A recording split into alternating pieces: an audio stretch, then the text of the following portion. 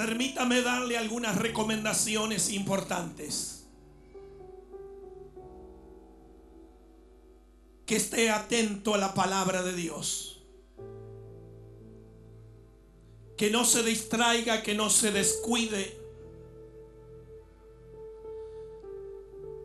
Para que usted atentamente reciba la palabra y la pueda guardar como un tesoro muy valioso. ¿Quién de nosotros cuando recibe una suma de dinero importante no la guardamos?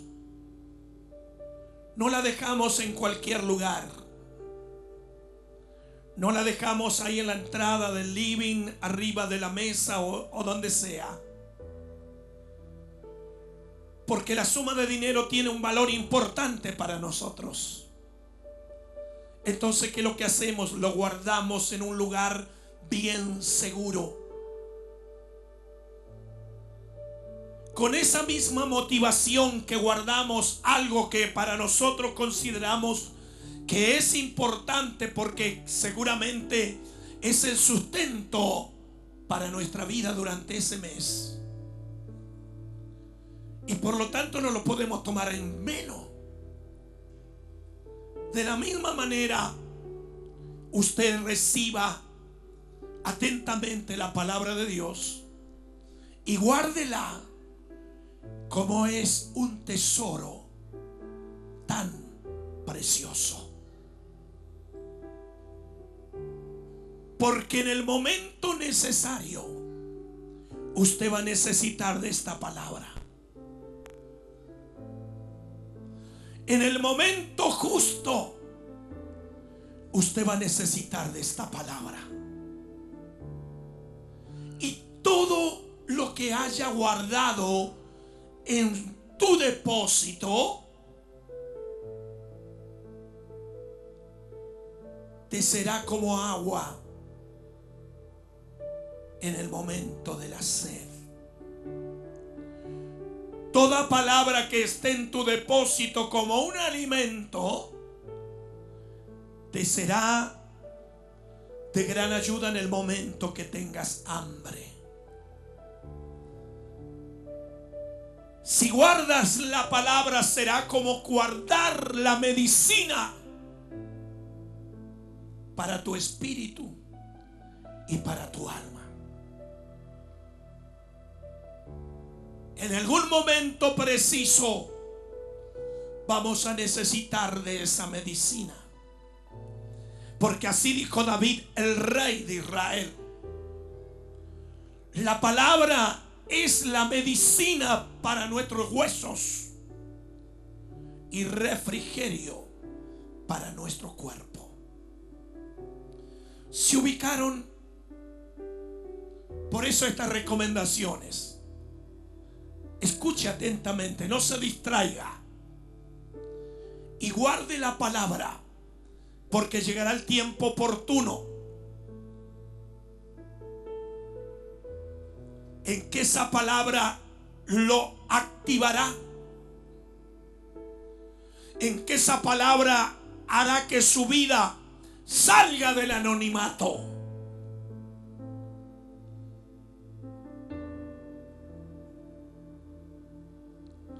Muchas veces decimos,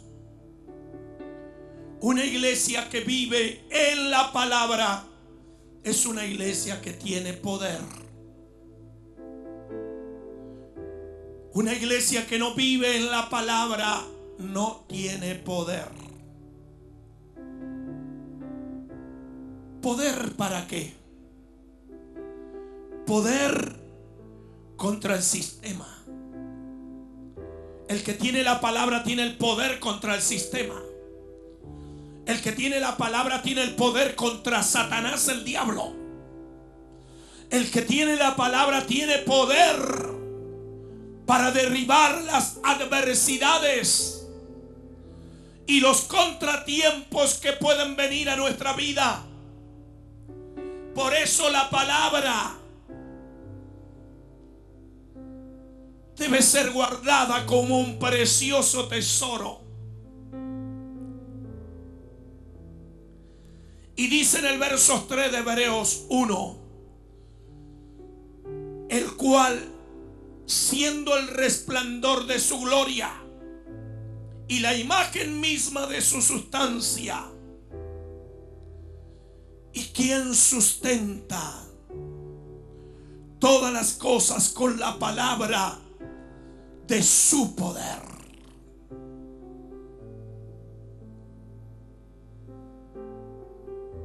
Dios, habiendo hablado de muchas formas y de muchas maneras a través de los siglos y de los siglos, en estos postreros días el Padre nos habló a través de Jesucristo, su Hijo, al cual, dice la palabra, lo constituyó heredero de todo, por quien asimismo hizo el universo, el cual Jesús, siendo el resplandor de la gloria del Eterno y la imagen misma de su sustancia,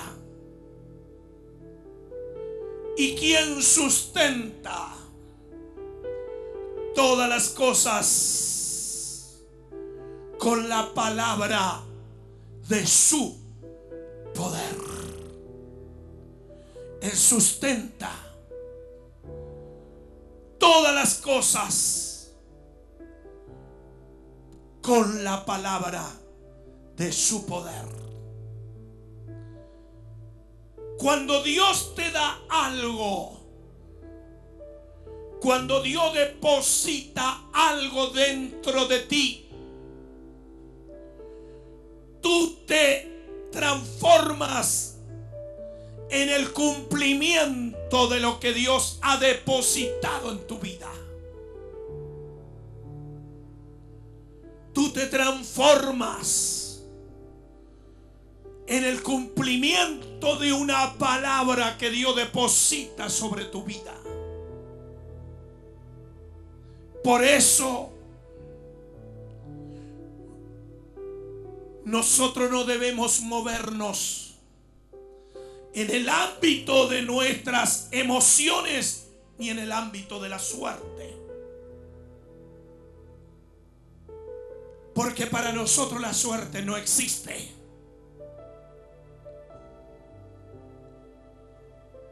Sino que nosotros vivimos por la bendición que Dios ha depositado dentro de nosotros. Y a consecuencia de la bendición que Él ha depositado sobre nosotros, nos transformamos en el cumplimiento de su palabra.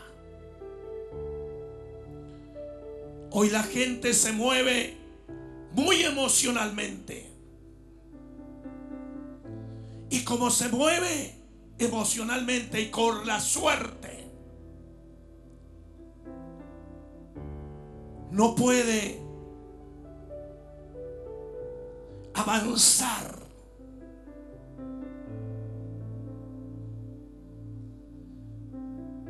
No podemos, escuche iglesia, no podemos postergar lo que Dios nos ha dado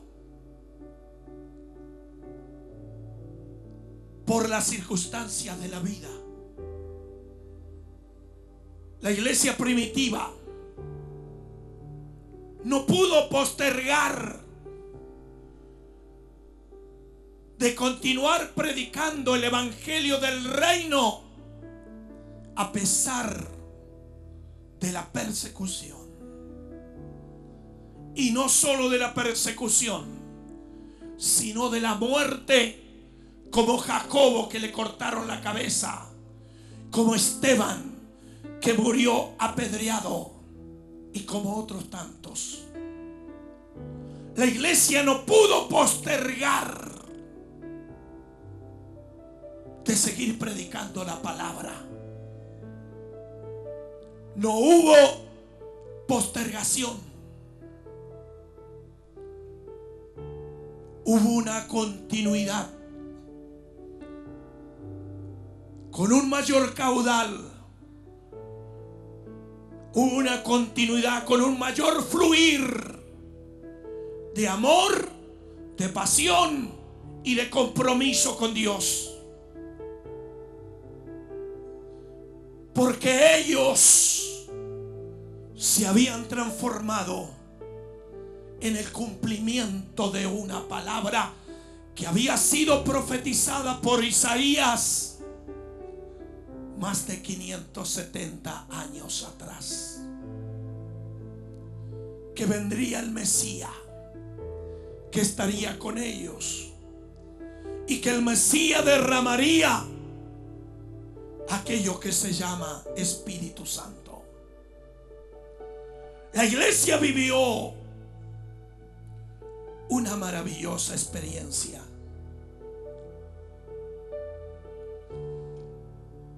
El avivamiento había llegado a Jerusalén, llegó a Samaria, llegó a toda Judea. Pero la gente que se alegraba y recibía la presencia de Dios, de pronto eran arrastrados de los pelos y metidos en las cárceles. Las amenazas eran: si continúan predicando lo que trastorna a la gente, morirán.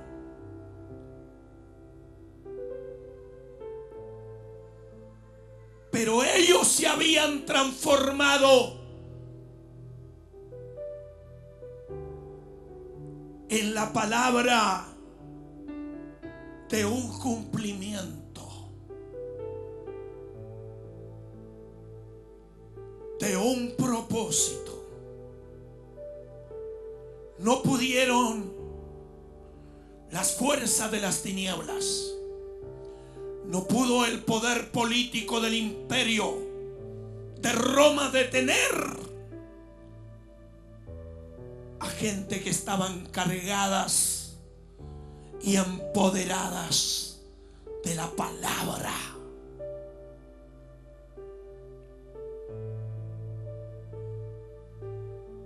Sino que hubo un conducto mayor,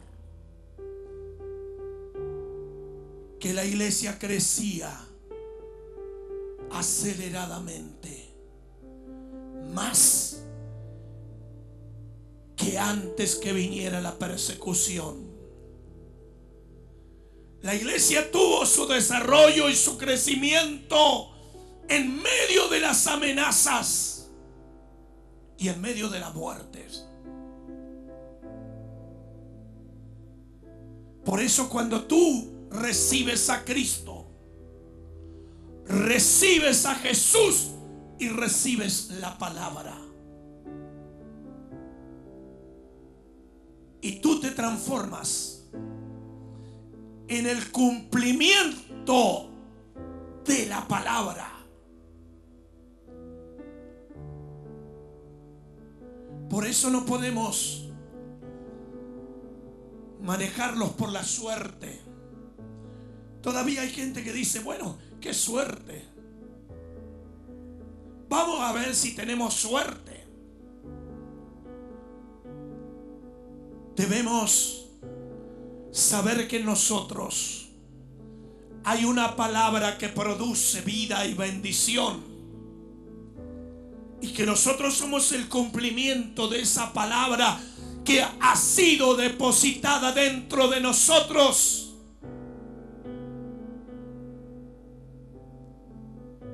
Habacuc se quejaba, capítulo 1, verso 1. Ya lo prediqué hace días ese mensaje. Habacuc se quejaba y decía: ¿hasta cuándo he de clamar y tú no oirás?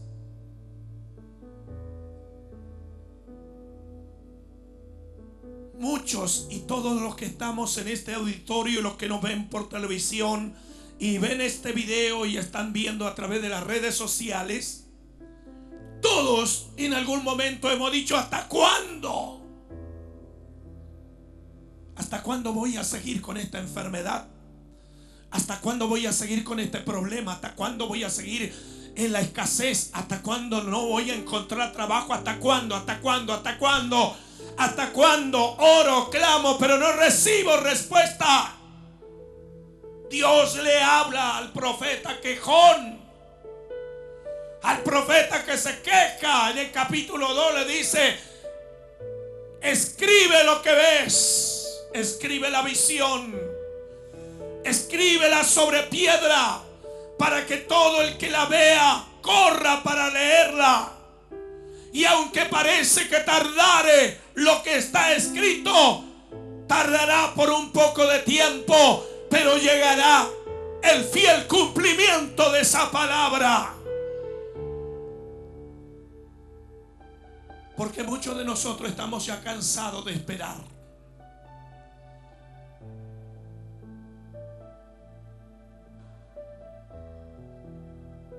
Cansado de esperar. ¿Por qué? Porque no se nos ha revelado que ya todo lo que necesitamos está dentro de este depósito. Pero necesitamos la revelación, que se caiga en las vendas de los ojos para entender cuáles son nuestras prioridades. Primero Dios.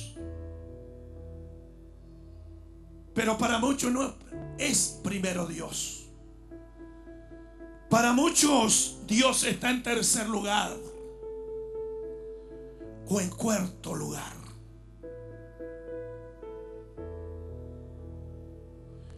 Y buscamos la manera de justificar, y buscamos la manera que nos entiendan, porque no se nos ha revelado. No se nos ha revelado.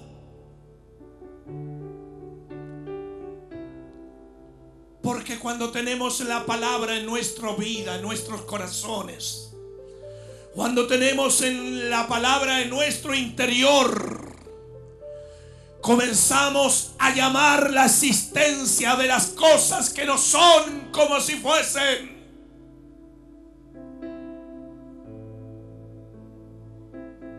Llama la existencia a las cosas que tú necesitas.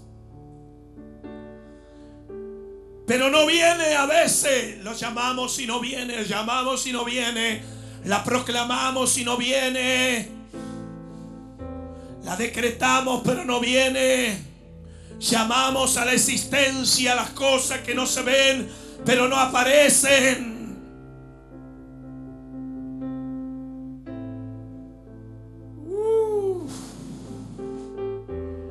Porque están en el depósito. Porque está dentro de nosotros. Lo que esperamos que venga de allá está acá. Por eso cuando Dios te dio algo, eres el cumplimiento de ese algo que Dios depositó dentro de ti.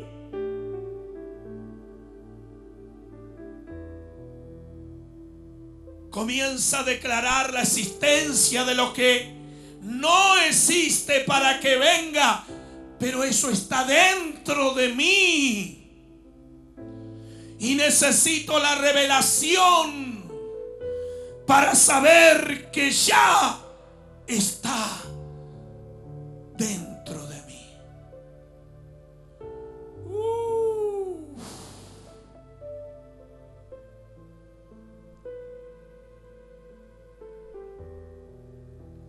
El milagro ya está dentro de ti. La sanidad ya está dentro de ti. La restauración ya está dentro de ti. La salvación ya está dentro de ti. El Cristo de la gloria glorificado ya está dentro de ti. Pero necesitamos revelación para entender aunque parece que tardare, pero no tardará, porque Dios no mentirá, Dios cumplirá. El tema es que siempre nos oponemos a cómo Dios trabaja. Nosotros queremos ver para creer. Nosotros queremos ver resultados para ver si lo que damos trae una bonificación para nuestra vida.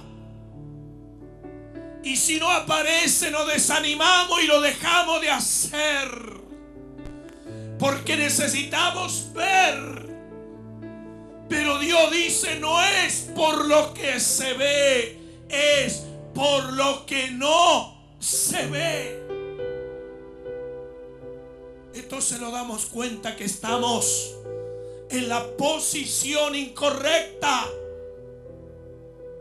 Estamos en la posición incorrecta, como peleando con Dios y como algunos queriéndole enseñar a Dios cómo Él tiene que hacerlo.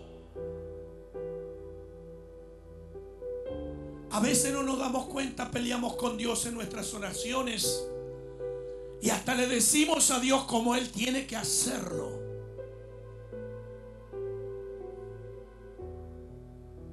Porque no ha venido la revelación de la palabra para saber que ya está en mí. Porque como naturaleza, como seres humanos, siempre esperamos que las cosas van a venir. Y parece que ya viene, ya viene, ya viene. Y es como que nos damos una imaginación en la mente natural. Bueno, debe venir, no sé, a 15 kilómetros, 20 kilómetros. No, parece, hermano, que ya está, ya está. Las cosas están dentro de nosotros. Por eso la palabra dice que el poder creativo de la palabra está en nuestra boca. Eso es lo que nos cuesta a veces. Declarar la palabra creativa que Dios ha colocado en nuestra boca para el fiel cumplimiento de la misma.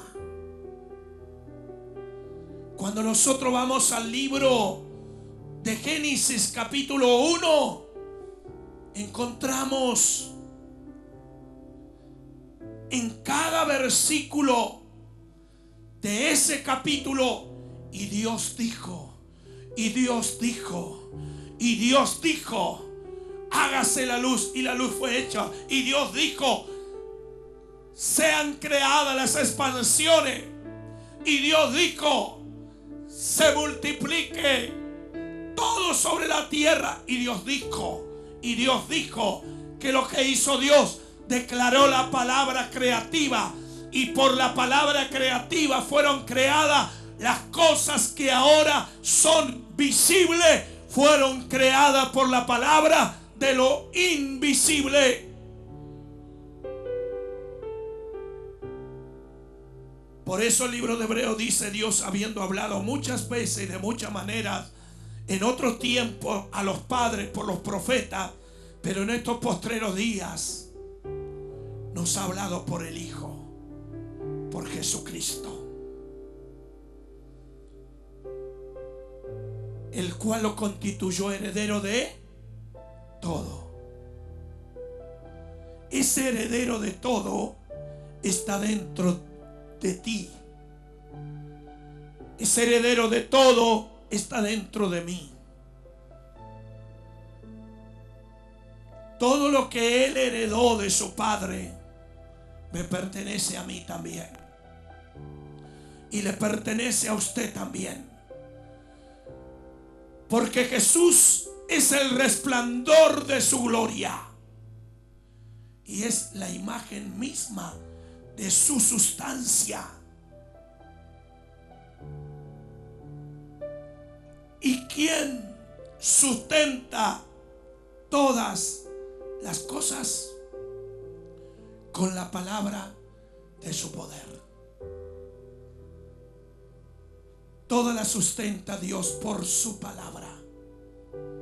Escuche bien, no es usted el que sustenta su economía. No es usted el que va a sustentar su negocio.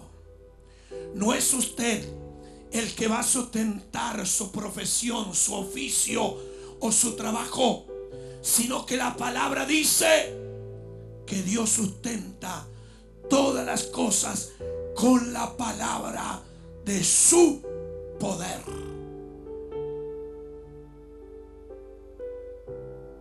Tu salud la sustenta Dios por la palabra.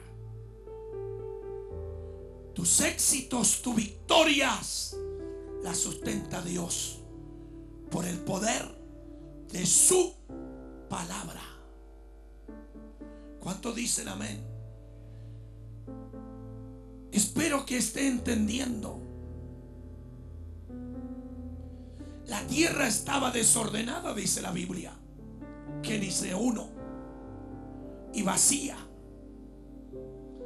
Pero Dios, por la palabra, ordenó todas las cosas. ¿Qué es la palabra? ¿Qué es la palabra? La pregunta, ¿qué es la palabra? Un libro que tiene 66 libros, que se llama Biblia, porque es la colección de muchos libros.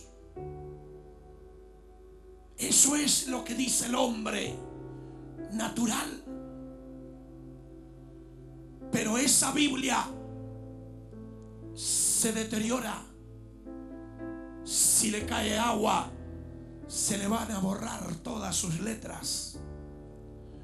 Si hay un incendio, se va a quemar, porque están escritas sobre un papel. ¿Qué es la palabra? San Juan capítulo 6 verso 63.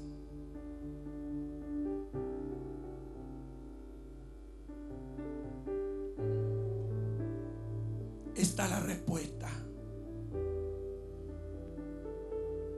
La palabra, dijo Jesús, ¿qué es la palabra? La palabra es espíritu. La palabra es vida. A ver, ¿cómo entendemos esto? Viene alguien con enfermedades de cáncer muriéndose al templo. Lo traen aquí, oramos, declaramos una palabra y el hombre o la mujer se sana. No tiene explicaciones científicas, porque el científico dice, ¿qué le dieron? ¿Qué le dieron? ¿Qué medicina, qué antídoto le dieron?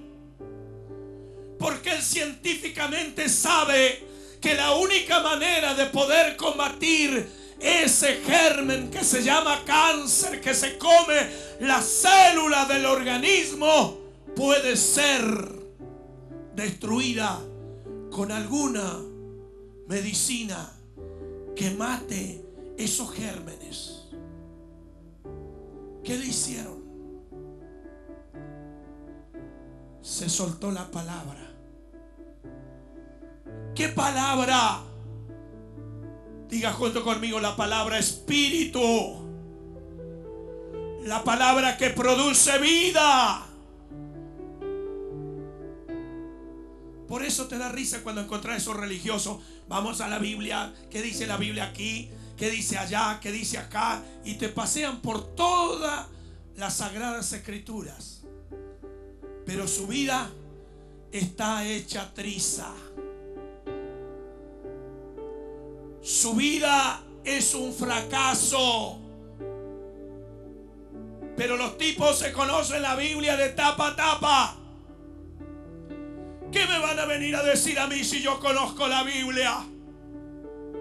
Conoces un libro que no te funciona, porque la Biblia no funciona desde un ámbito natural. La palabra funciona cuando tú te metes en la dimensión del Espíritu, que es a través de la dimensión de la fe.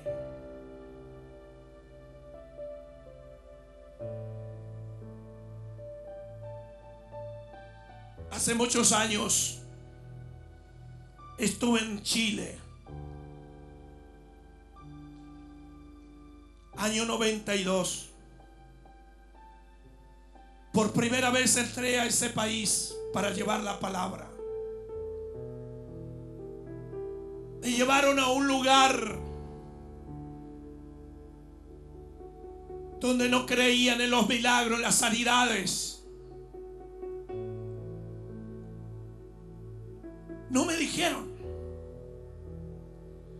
porque si me hubieran dicho quizá no hubiera ido. Pero me llevaron como engañado. Pero dentro de todo el engaño natural y humano había un propósito divino de Dios. Llegamos a un templo muy hermoso, una congregación como de 80 personas. La iglesia no se movía una mosca. Aparte de hacer frío natural, había un frío espiritual que parecía un frigorífico. Ese lugar. Prediqué la palabra y parecía que la palabra chocaba en la gente. La gente indiferente, la gente bostezaba, la gente salía para afuera. Por eso que debemos estar atentos a la palabra del Señor. La gente parece que no entendía lo que yo hablaba, pero según era una iglesia donde tenían una teología para leer y estudiar la Biblia, pero no conocían lo que era Espíritu Santo. Como pude, me quería venir al segundo día por la indiferencia tan fuerte de la gente. ¿Se imagina, hermano?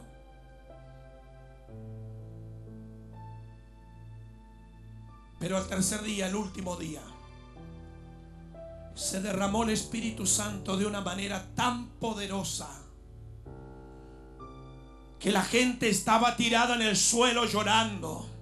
El pastor, que era tan formal, pero era hasta para caminar, parece que le habían enseñado a desfilar para subir arriba del púlpito, lloraba y gritaba y saltaba, y la camisa toda afuera y la corbata la tenía por el lado de la nuca, todo revolcándose, llorando y diciendo: Dios mío, este es el poder que tantos años hemos ignorado. Hoy la iglesia es una poderosa iglesia. El pastor Wilson Navarrete, de la Iglesia Bautista, pero luego se tuvo que salir de esa organización por el mover de Dios que quedó en ese lugar. Yo al otro día me vine, pero me contaron los testimonios que después, en esa misma noche, los jóvenes se fueron a las casas a cantar con la guitarra, y allí seguía el Espíritu de Dios obrando y operando y bautizando y hablando en nuevas lenguas.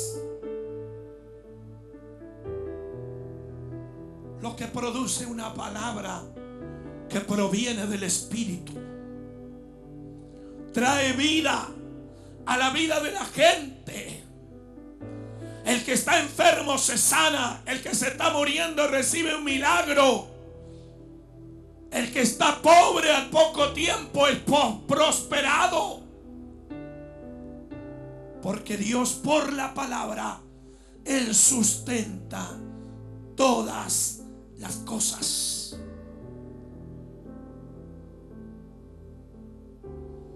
Él sustenta todas las cosas.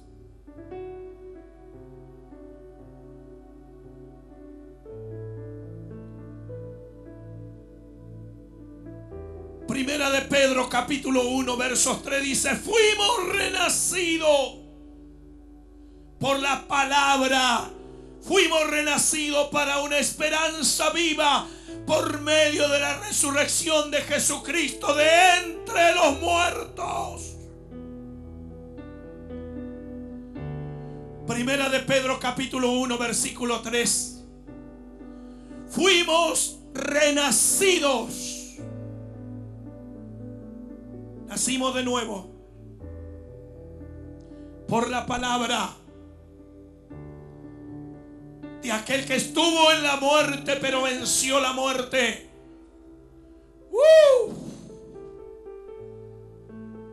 ¿Para qué fuimos renacidos? Diga: para una esperanza viva. A ver, dígalo: para una esperanza viva. Fuimos renacidos. La esperanza que usted ha recibido no es una esperanza muerta. No es la esperanza de 4 años de un gobierno de turno. Eso no tiene nada que ver con nosotros. Que hay gente que dice: ojalá que cuando venga el otro gobierno, ahí las cosas van a mejorar. ¿Dónde está la esperanza? En el hombre, en la gente, en el sistema. No. La esperanza viva está en Dios. Porque Él es el que nos sustenta por el poder de su palabra. ¿Quién sustentó a Elías en el bosque? Dios. Por el poder de su palabra. Venía un cuervo y le tiraba carne. Estaba cómodo. Luego Dios permitió que el río se secara. Y a consecuencia que el río se secó, se tuvo que ir ¿a dónde? A Sarepta, donde allí había una viuda. ¿Quién lo sustentó?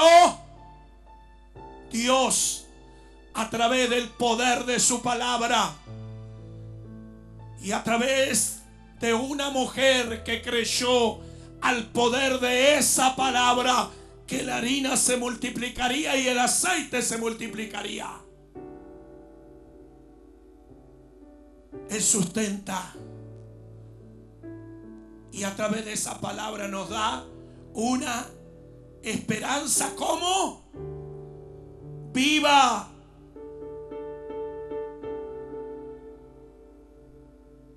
¿Por medio de quién? De Jesucristo, el que estuvo muerto pero ahora vive. ¿Y para qué? Para que recibamos una herencia, dice la palabra, incorruptible.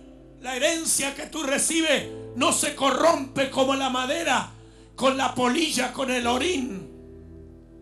Es algo incorruptible. Lo que tú recibiste es una herencia que no se termina porque se prendió fuego la casa de herencia que recibiste y todo se terminó. No tiene que ver con una herencia material, tiene que ver con una herencia espiritual. Es incorruptible. Por eso la esperanza viva nos mantiene firme como herederos del reino de Dios. Porque nuestra herencia es incorruptible. La herencia es incontaminada. La herencia que usted recibió no se contamina. Ni con la iniquidad, ni con el pecado, ni con la maldad de este mundo. La herencia de vida que usted ha recibido es una herencia incontaminada. inmarcesible. Quiere decir que no se marchita, según el diccionario castellano. Inmarcesible significa que no se marchita, significa que no se seca, significa que no perece, significa que no se la lleva el viento, sino que permanece para siempre. Él es quien sustenta todas las cosas con el poder de su palabra, para que usted y yo tengamos una esperanza viva, y la esperanza de recibir una herencia incorruptible, una herencia incontaminada, una herencia inmarcesible, reservada en los cielos para vosotros. Por las palabras fuimos renacidos.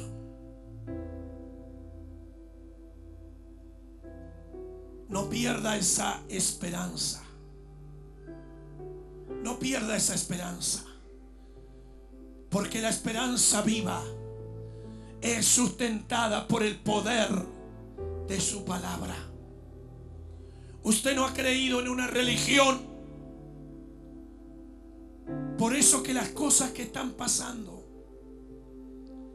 hoy, se debate sobre el aborto, defendiendo nosotros los hijos de Dios, defendemos las dos vidas. Alguien que diga amén, por favor, porque si no estoy en un lugar equivocado. Hoy estamos peleando por eso, mañana pelearemos por la legalización de la pedofilia. Porque va a venir eso. Como pasa en otros países, que un hombre de 60 años puede casarse con una niña de 5, de 6 años. Va en aumento la maldad. Va en aumento la maldad. Va en aumento la maldad. Pero diga junto conmigo, por favor: pero nosotros, la iglesia, tenemos una palabra. Pero dígalo con más fuerza: pero nosotros, la iglesia, tenemos una palabra. Que cuando el pecado ha aumentado, sobreabunda la gracia. Porque vamos a vivir un poderoso avivamiento que jamás se ha visto sobre la tierra. Mujeres que tienen la mentalidad de abortar se van a convertir a Dios y sus vidas van a cambiar. Aunque haya una ley aprobada, no habrá aborto sobre Argentina.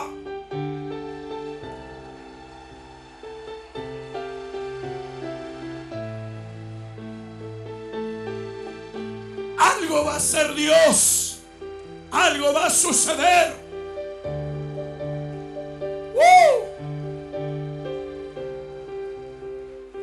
Porque tenemos una esperanza viva en aquel que nos llamó, en aquel que nos eligió.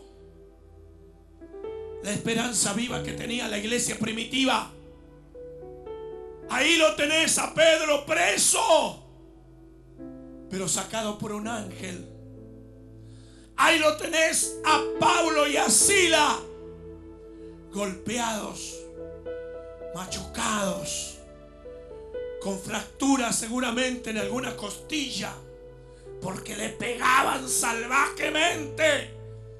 Lo encadenaron, lo enceparon.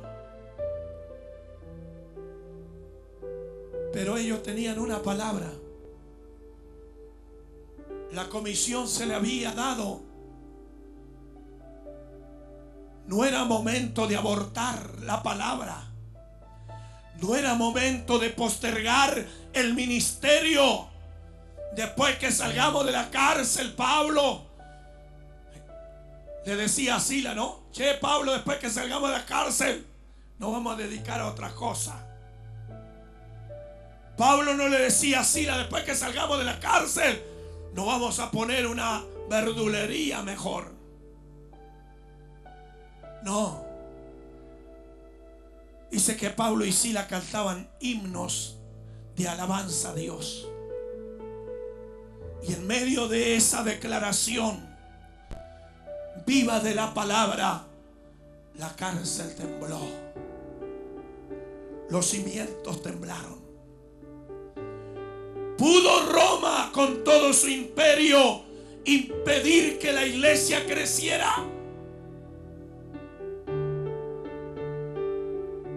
Pregunto otra vez. ¿Pudo el imperio romano con amenazas y muerte detener la palabra que portaba la iglesia?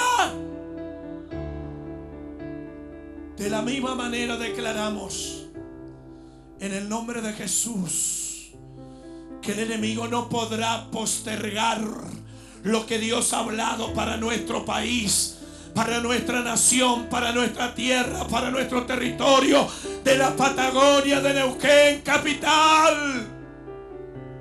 Sobreabundará la gracia, vendrá algo poderoso, porque hemos recibido la herencia incorruptible, inmarcesible, porque no se marchitará la fe.